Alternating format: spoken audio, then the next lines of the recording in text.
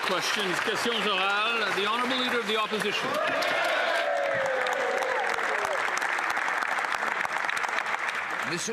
Mr. Speaker, Canadians need hope. Hope for affordable groceries. Since this Prime Minister took office, he has promised to be judged by grocery store prices. Costs are rising twice as fast amongst the other G7 countries, and I asked the Prime Minister why. It's because of our weak dollar, he said, but he needs to protect it. Can the Prime Minister explain why he gave us a weak dollar and expensive groceries? The Honourable Minister of Finance.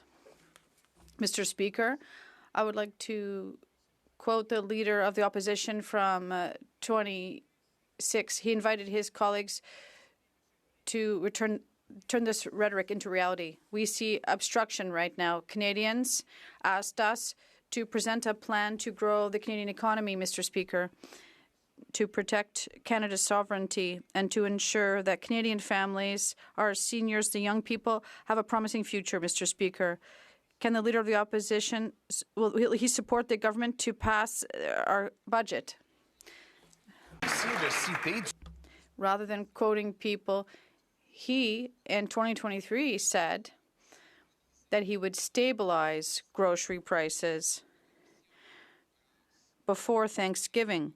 Now, it's been more than 2 years, and grocery prices are rising twice as much. We have the worst food inflation amongst the other G7 countries, and this finance minister who caused these issues, he's still in power.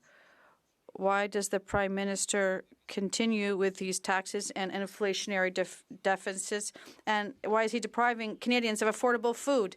The Honourable Minister. Mr. Speaker, allow me to help the Leader of the Opposition. He wrote in 2026 that it's time to leave rhetoric aside and to look at the reality of the situation. I know that the Leader of the Opposition was very concerned about his own future at the time, but if he saw the measure we announced to ensure food stability, there'll be a benefit that will help families. There'll be $500 million to have more food, and more importantly, he has the opportunity to support the government to help Canadians. The Honourable Leader of the Opposition. Under this Liberal government and under that particular minister, auto production has fallen by half. The Prime Minister was elected promising that he would protect the auto industry and get a deal with the U.S. by July 21st. He broke both of those promises, and since there have been job losses at Cami Ingersoll, GM Oshawa, Stellantis Brampton, and PACCAR au Québec. Mr. Speaker, today he finally flip-flopped on his cherished EV mandate, but is bringing in a new subsidy for people to buy American-made automobiles. Why is he forcing Canadian workers to pay taxes to subsidize American vehicles?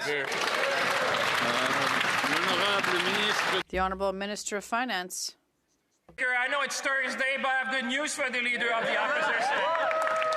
I have very good news for him, and I have good news for Canadians. It's called the Canada Auto Strategy, Mr. Speaker. In fact, the Prime Minister of Canada today was standing up for Canadian workers, for Canadian industry, for the future of the industry in this country.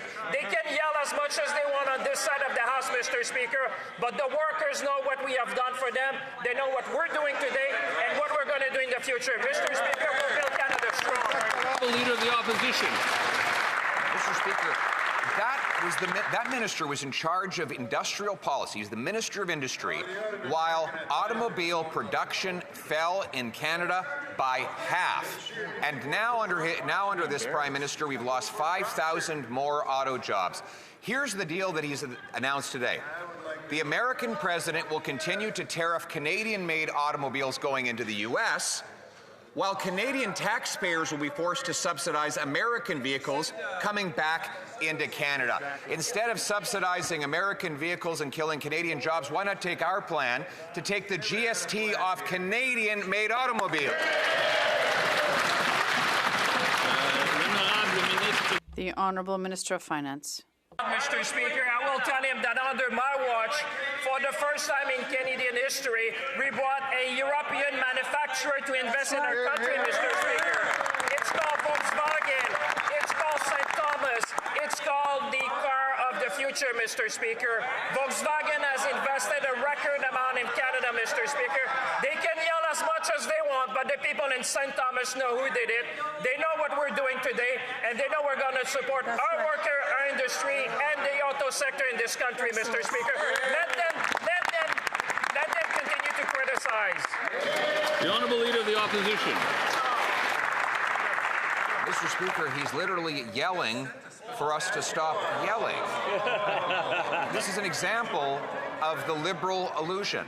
The Prime Minister has put in charge of finance the industry minister who is responsible for auto production in Canada falling by half. Wow. And the present collapse of auto production and jobs in our country.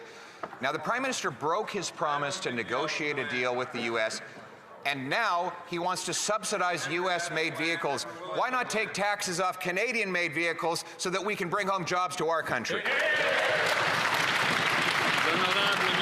The Honourable Minister of Finance. Mr. Speaker, I don't need to speak loud because Canadians know what we did. If he wants to look at what we did under my watch, Mr. Speaker, let him talk about Windsor, Mr. Speaker, and about Nexstar. What we did, Mr. Speaker, is to see where the puck is going. That is truly Canadian. Making sure that we build the auto sector of today, but the auto sector of tomorrow, Mr. Speaker. We understood, and not even just Canadian. Bloomberg said that Canada would have the most complete supply chain when it comes to EV, Mr. Speaker. We are proud of our record. We are proud to invest in Canadian workers, and we'll build the industry of the future together.